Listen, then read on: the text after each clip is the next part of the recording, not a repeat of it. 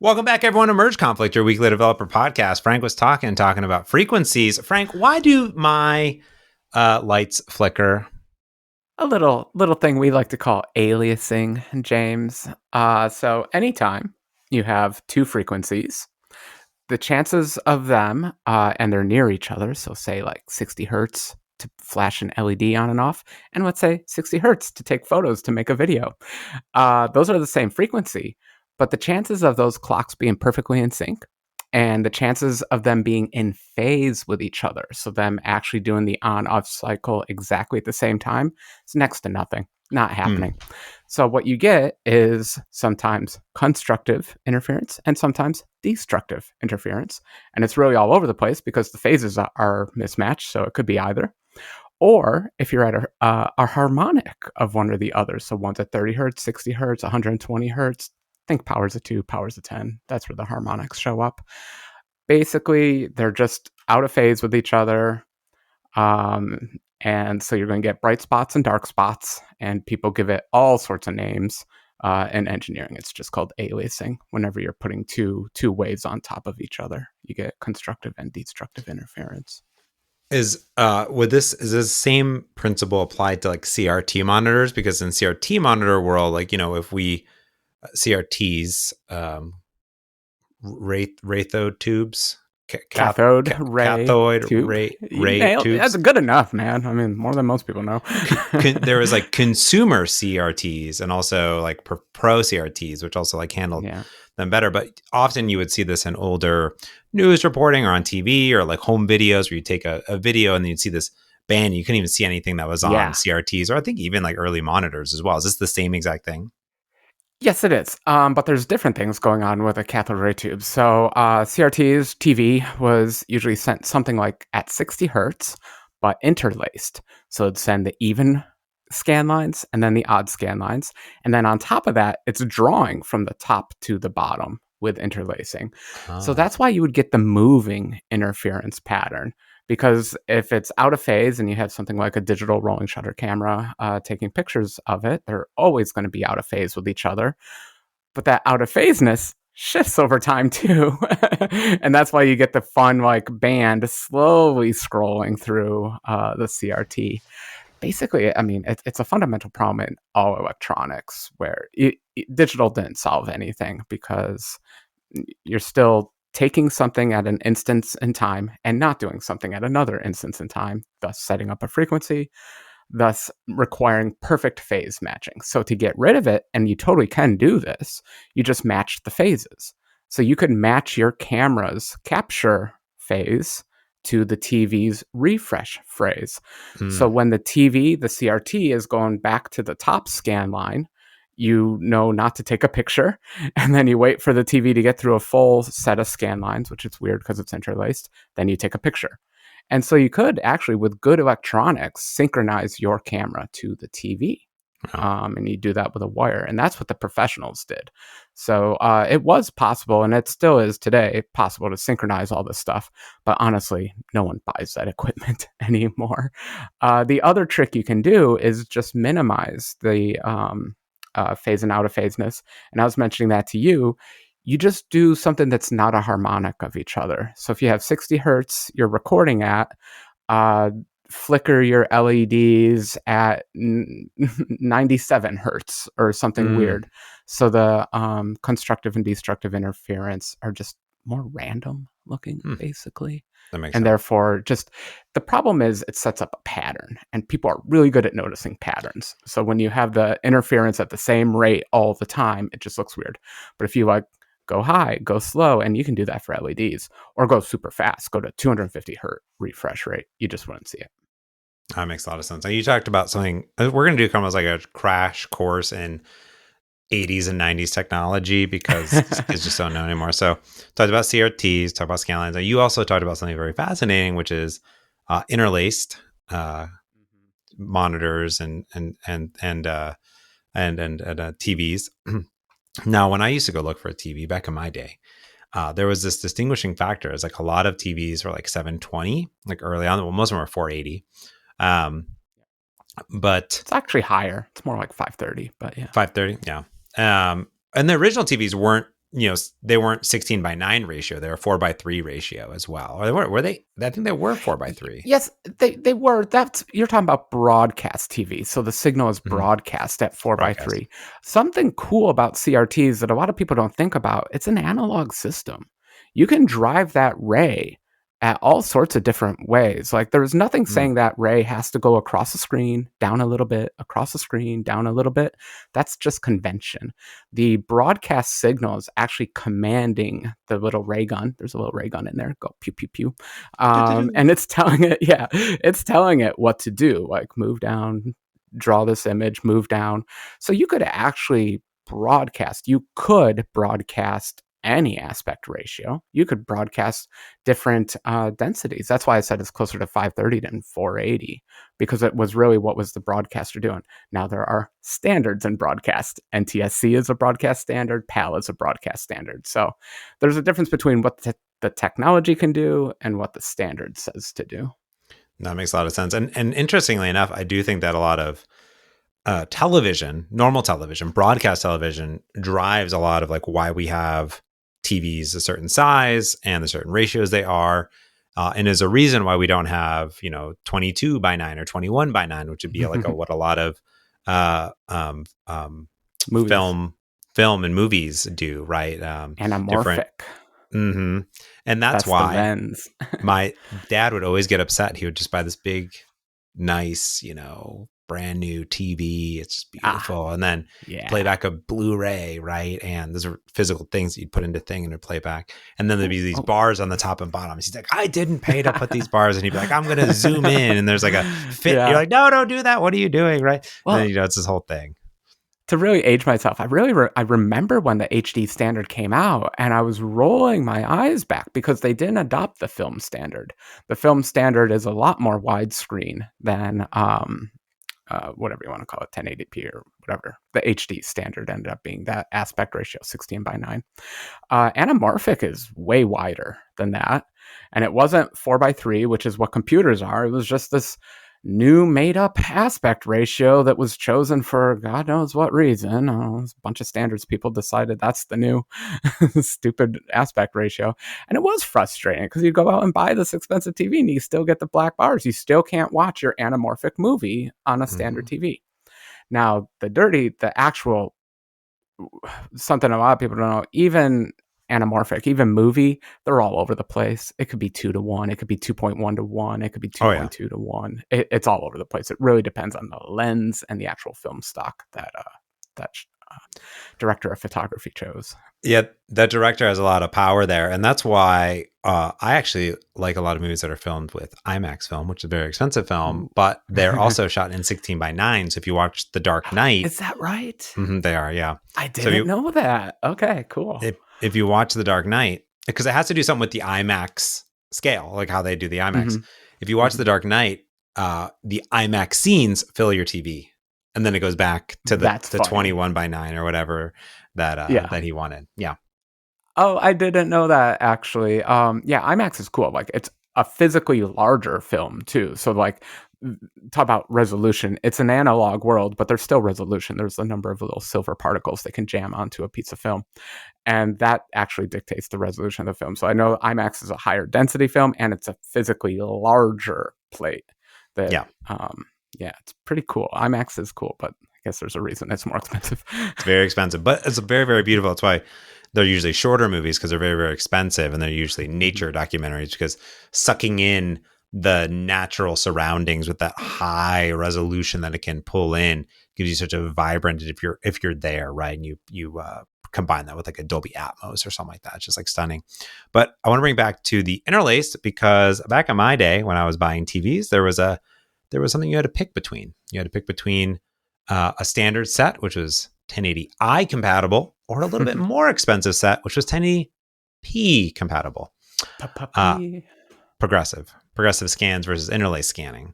So I like how that's just become like a standard now, and just what we call the vertical resolution. We just put a P at the end. Like there will be a future where absolutely no one knows what that P ever stood for, and it's just what we say for the vertical resolution of the image. I do it myself. I say like 820p, like, because you're just trying to tell people that's the vertical resolution. That is true. I mean, actually, like, when you do 2K, 4K, all these other things, right? Like they've just gone that big because it's like I think that like 2048 doesn't, I think that's what it is, doesn't like ring enough, or whatever whatever it is. But people do say, like, when people are talking about like video games a lot, they'll be like, oh, this is at 960p, this is at 1440. 1440 is another very common one as well. I mean, my monitor right now, I have the ability, I do weird resolution. So my monitor is 3440 by 1440. So it's like a, I don't know, 2K. Okay. A lot of monitors. I mean, nowadays they're fewer, but 1440 became quite the standard there for a while. And it is a 12.5 to 9 ratio. And then I'm currently running it though at a still a 21.5 to 9 ratio, but I run it at a high DPI, which is 2048 by 858 for some reason. That's because for some reason I like things big, because I'm old and I need closed captions for everything, and I need everything to be big, Frank. But can you describe also interlaced versus progressive? You described interlaced very good, but let's remind the folks one more time. Sure. Okay. So let's start with the opposite. Let's start with the perfectly progressive system, film. Film is the perfect medium, because what all you're doing is you're putting an image in front of a light source and you're blasting a lot of light through it so that it shows up on a wall far away. And naturally, physically, if you don't count the time it takes to actually move the slide down, you're getting a frame all at once. So your little eyeballs are registering an entire frame all at once. So that's progressive. Interlace is quite different. You are drawing the even and odd scan lines at two totally different times. So on the first pass, you might draw the even scan line. So row 0, row 2, row 4, row 6. You do that. And you leave a gap. You actually leave the old image up there. And so if you've ever seen like a VCR that's out of tune or a bad Netflix rip of something, you can sometimes see scan line mismatches where you're getting a part of the old frame and a part of the new frame together. The trick being, when all that system is working right and you draw the odd scan lines and then you draw the even scan lines, the human brain is so mushy and so flexible and so good at just doing its own little interpolation algorithm that it's fine with just blurring all that together. The benefit being you get to show frames a lot faster. So like I said, broadcast TV is actually 60 hertz. Now, we record the video at 30 hertz because it's coming in at a scan line. You're only getting half of the frame in 1/60th of a second, then the second half of the frame in 1/60th of a second. Therefore, it takes 1/30th of a second, 30 frames per second, to get the whole frame. So you'll often hear like VHS and all that stuff is 30 frames per second. It's not 60 frames per second interlaced. 30 frames per second progressive. Progressive just means it's going to wait until all the scan lines came up using a little thing we call memory. It's going to put that into a graphics memory region. And this is a lot easier, obviously, with digital systems. I'm not even sure how to do it with an analog system. It's probably possible. Let's not talk about it. But you store the first half of the frame in memory, and then you blurt it all out in the second half of the frame. Thus, you are reducing it. You're reducing the frame rate to 30 hertz. That's cool. Yeah, I think that it's fun growing up in this era because I progressed with video games as they went from.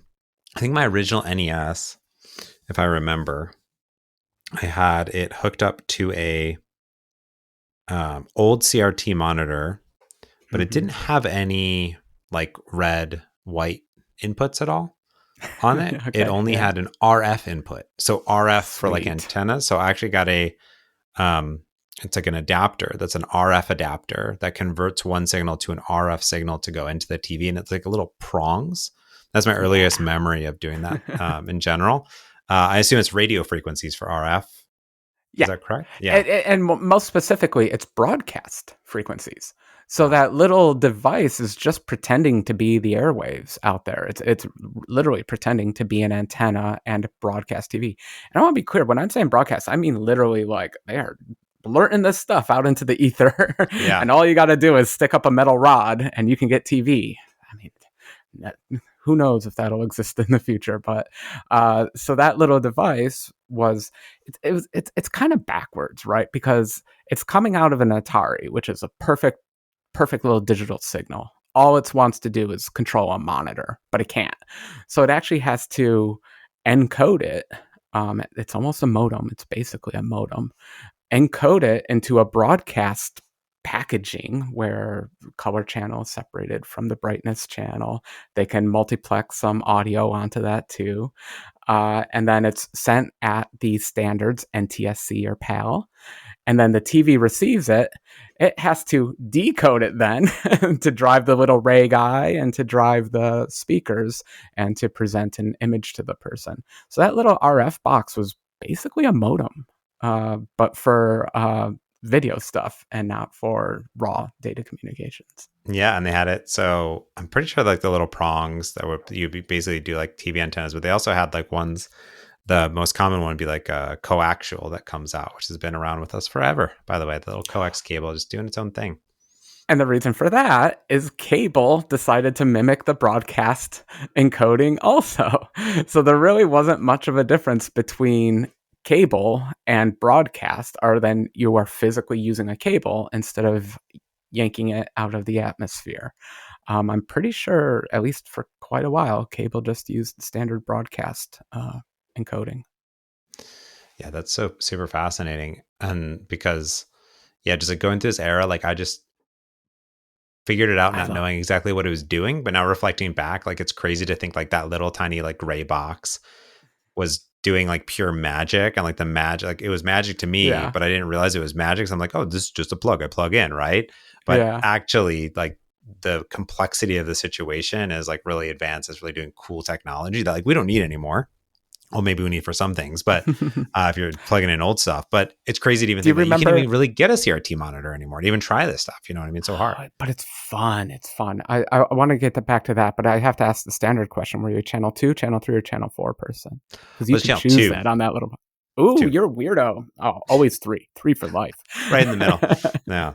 I was channel 2. And I remember one of them having toggles on as well. It's like crazy. And it's really cool too, because I went through the era of, and I'm sure you did, which is like, hey, we have this RF adapter. Okay, now we have coaxial cables. Now we have component cables, right? And then we have HDMI cables. Now we have these like super high speed, but that's even just for just the video and obviously the audio as well. But then there's also optical cables. We're literally shooting like light through a cable. What's that? We're shooting light to make light. It's really weird. Exactly. And then to make sound. Because coaxial, for the optical, it's like boom. It's like wild that this stuff comes together. I want to go back to CRTs though, because I think there was always going to be a use for these puppies, because in so many ways they are so simple and fun. Because anyone who's got into electronics a little bit, you learn how to actually control a CRT yourself. So there's a little magnetic coupler, little electromagnet on the side that handles the lefty-righty. There's a little electromagnet on the top that handles the uppy-downy. And when you learn how to control the lefty-righty, uppy-downy, you realize all you're doing is moving this ray beam. It's a cathode. Cathode just means it's the direction of travel of the electrons. Ray, meaning we're shooting a ray of electrons. Tube, because the whole thing needs to be in a vacuum so that it basically doesn't catch fire and burn your house down. So don't break that tube, okay? So cathode ray tube. Electrical engineers learn how to control those two electromagnets, and then you can start doing something called vector graphics. Instead of doing everything by the scan line, let's say you want to draw a triangle, you can start at one vertex, move the ray contiguously to the next vertex, move the ray to the next vertex, move the ray to the next vertex. And in that case, going back to the beginning of this, you get no aliasing, because we are not going scan line by scan line by scan line, anything like that. We're not doing frames per second anymore. We are drawing a perfect little triangle on that screen. And electrical engineers learn how to do this because that's how oscilloscopes work. And electrical engineers learn how to control their oscilloscope, and that's how actually the first video games were made. They were drawing the graphics directly, proper vector graphics. And sorry, I could talk about this stuff forever. The neat thing about, and if you go look at Like old Asteroid. Look at Soviet, Asteroid. yeah, exactly, Asteroid Space War. The Soviets did this beautifully with their arcade machines. A lot of their old arcade games were actually vector graphics. A few in the U.S. also, but at some point we switched over to scanline and broadcast kind of stuff using these RF adapters. But super cool old Soviet stuff used to do all the vector, and they're gorgeous, absolutely beautiful to look at. The original Star Wars game, if you've never seen an actual video game done in vector graphics on a CRT, you are missing out. You got to find one. And was it TIE Fighter? I think it was 3D vector graphics, if I'm correct, right? The original but one? Was that, no, was that the original? It was just called Star Wars, as far as I know. Maybe it was and just it was Star a Death Wars. Star trench run. I think maybe you got to shoot down some TIE fighters initially, but the trench run was the big coup de grace in that game. TIE Fighter, the video game, was a 3D engine scanline based on a real digital monitor. I might be thinking you have to look up my Star Wars. Yeah, the original Star Wars game. But look up one called Space Wars. It's usually regarded as the very first video game. And you'll see if you can find good screenshots of it. They don't even do it justice. Like, you need to see one running someday. Well, and that's why, we used to be able to go down to the Living Computer Museum in Seattle, which doesn't exist anymore, unfortunately. And they had some of that old tech. No, that you're breaking my heart, James. Right now, you're breaking my heart. That was a great museum. Well, RIP Paul Allen, but one of his things that he did want to do when he passed was kind of give back and do all this stuff. But I do think it's definitely a shame because it closed under in the pandemic. It was one of the coolest museums ever. They had old supercomputer. We talked about it on the podcast. We've talked about it on this podcast in 500 episodes. We've definitely talked about it. You could had an old Cray. They had a PDP-11. You could teletype in. You could teletype remotely through their web. You could log in through the computer, you'd spend on their supercomputer time. Anyways, super cool. I've been there many times. Absolutely. You should just pay people to keep these things running, which is hard. And some of the old engineers, the best part of going to hang out, sorry, now we're just reminiscing, but it was fun to go back into that old computer room and just talk to the old engineers working on it and just talking about old tech. Talking about old tech forever. Talking about old tech. I like that.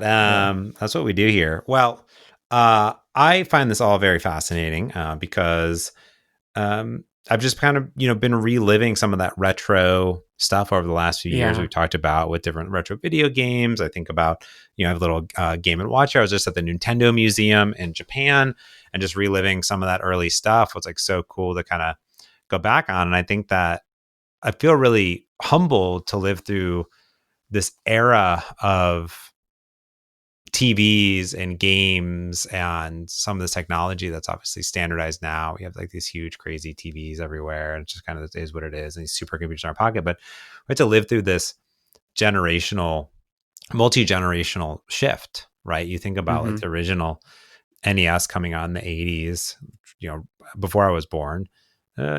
Right around when I was born, and living up to those eras is it's so cool to kind of see that technology change, and we get to see cell phones change too. We lived through that era. I think it's really neat. Now we're living through a new era that's hyper accelerated. I think what's fascinating, to bring it back to AI, is we're in this very fascinating, hyper. But I think there's it's cool to remember some of this stuff because I was just watching Digital Foundry. Shout out to Digital Foundry. And they were talking about somebody this year. They put it in their top 10. The reason why this became a topic, it was a Master System, which is pre-Genesis. Sega. They released a new game this year for it. Someone did. And it's just absolutely stunning and beautiful. Runs at super high frame rates. They're doing crazy sprite stuff. And I think you can just obviously run on your computer. But I think they actually made the cartridge you could put into the original Master System because you can do that. Doable. And it's totally doable. It's wonderful. And they're this all looks beautiful, but if you run on a CRT, even more beautiful. You know what I mean? It's you have to, like you were saying, you can experience it, right? Yeah. And it's funny because I recently got into a little bit of emulation myself, and I knew in the back of my head that people had been doing a bunch of pixel shaders to try to emulate old CRT systems. I have to say, I was so excited for it. I'm like, because I know what those looked like. I might even have a CRT left around because I love them. I definitely have an old oscilloscope. And I was so excited for it. I have to tell you, James, I was a little bit disappointed. I don't think any of the pixel shaders I had that came with the emulator that I was using did it justice. There's like a bloom that happens. There's a misalignment that happens. And I think they were all kind of missing it. What they were doing was exaggerating the interlacing, which I felt was very cruddy because the whole point is if you're emulating a CRT correctly, the interlacing should not be that profound. It should all blur together, because what happens is the ray comes by, it hits that phosphorus screen in the front, it glows when those electrons hit it, and then that glow falls off. But it takes time for that glow to fall off. And so there's an after image on those alternating lines that are being drawn. And that's what the pixel shaders are trying to do, but they're not nailing it. They're not nailing it because there's bleed. If the ray is slightly misaligned, it might be hitting one of the other scan lines, or what it really is, there's a lensing effect. Like toward the top, it hits more scan lines. At the bottom, it hits more scan lines. Usually the horizontal way, it's fine. And then there's the after image that has to be represented. The after image is different, whether it's hitting the red, the green, or the blue part of that phosphorus tube. And so I would love for anyone listening who's super into emulation, let me know what are the best pixel shaders out there. What's the best CRT emulator that you've seen out there? Because although I love this stuff, I stop myself every day from writing my own CRT pixel shader, but oh God, one of these times it's going to happen. I'm just going to have to sit down and write like a physics simulator of a ray beam hitting a phosphorus screen. That'd be cool. My favorite part was you're describing the turn on experience, but also the turn off experience. It's the same, but in reverse, right? You get like this, and it's like you see this very, an iconic scenes where like the thing turns right, and then it kind of slowly like it's like the life is very slowly being drained from it. It's just got this aura. It's almost got a hue to it. It's like So okay. Yeah. Well, so you were saying CRTs are dying, and you're probably right. If you go out and buy a digital oscilloscope right now, it's going to come with an LCD screen. But if you go to junkyards, if you go to garage sales and you happen across a little CRT, I don't recommend getting a big one because they get big and heavy and ugly and terrible. But if you find a little black and white TV or a little color screen, just pick it up and put something fun on it. Like pipe your HDMI cable through 30 different dongles until you get to a yellow composite cable and then jam that in. Or if you want the real terrible stuff, go through the RF modulator and encode that puppy to broadcast, decode it back from broadcast on that TV, because that introduces its own artifacts, its own bleeding, and its own stuff. So like, not only do you need the CRT pixel shader, you need the RF modulation in there to really distort the whole image to look as beautiful as it did in the 80s. I totally agree. All right. Well, that's going to call it for this one. James and Frank look at old technology. Well, catch us next week. Next week will be our last podcast of the year, 2025, because this will come out the one before Christmas. That will come out the one before the New Year's. So catch us for our 2025 year in review. We'll break down our biggest wins, biggest losers, biggest in-between mids, whatever they are. We'll see what they are. I don't know, probably just be fun stuff. And we may even talk a little bit about holiday hacks, but I've shipped so much code. I don't know if I need a holiday hack anymore. Actually, maybe I need to put the Trimly app. The Trimly app is going up to the App Store, people. Ooh, my goal is get it. Weight. Track your weight. It's ready. I've mostly been new icon. Ooh, great progress. 10 entries long. I just got an award. Nice. I've mostly been figuring out, this is the last thing here. Ooh, we got a little award. A lot of user feedback from one person, Scott Hanselman. Nice. Mostly been figuring out notifications. So I want to do daily reminders. So there's a little holiday hack. I've been mostly figuring out the default that they implemented, Copilot implemented, was just using the repeatable. So you set it, it repeats it, good to go. Problem is that if you log your weight for the day and you have at 8 o'clock and you have a reminder for 9 o'clock, you like for it to not set it. In that case, you can't use repeatable because you can't just like cancel the one for today. You got to do it later. So I've been using Opus to try to figure out the best mechanism to track this out. And it is mostly like saying like, let's schedule the next 2 weeks of notifications. And then if they cancel it, or if they add their wait, then cancel all of them, add one that starts the next day, and then go from there. So it's kind of what I've added it to do, but it's a little, and then ideally what I would do is like the last one would be like, don't forget, like last reminder, you know what I mean? Like that'd be ideal, but that's the only thing I can think There's of. An alternative way, but yeah. Okay. Yeah.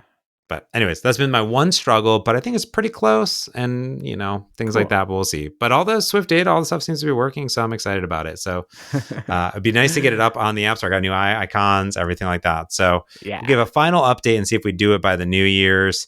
But that is going to do it for this week's Merge Conflict. So until next time, I'm James Montemagno. And I'm Frank Kruger. Thanks for watching and listening. Peace.